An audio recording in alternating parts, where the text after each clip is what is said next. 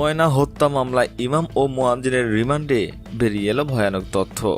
নৃশংস হত্যাকাণ্ডের শিকার ব্রাহ্মণবাড়িয়ার সরাইল উপজেলার শাহবাজপুর ইউনিয়নের পঞ্চম শ্রেণীর শিক্ষার্থী ময়না আক্তারকে হত্যাকাণ্ডের জন্য জিজ্ঞাসাবাদে আটক করা হয় মসজিদের ইমাম ও মুয়াজ্জিনকে। তাদেরকে 3 দিন ও 2 দিনের রিমান্ড দিয়েছেন আদালত।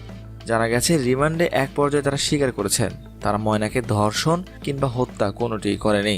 তারা দাবি করছে ময়নার মায়ের সাথে ময়নার চাচার পরকে সম্পর্ক রয়েছে, এ থেকে এমন একটি হত্যাকাণ্ড ঘটিয়েছেন তারা। জানা গেছে, ময়নার বাবা প্রবাসী, বাড়িতে সেই সুযোগে কেউ থাকতো না। তার চাচার সাথে তার মায়ের পরকের সম্পর্ক গড়ে ওঠে। পথের কাঁটা হয়ে দাঁড়ায় ময়না, তাই পথের কাঁটা দূর করতে ময়নাকে হত্যা করেন তার চাচা।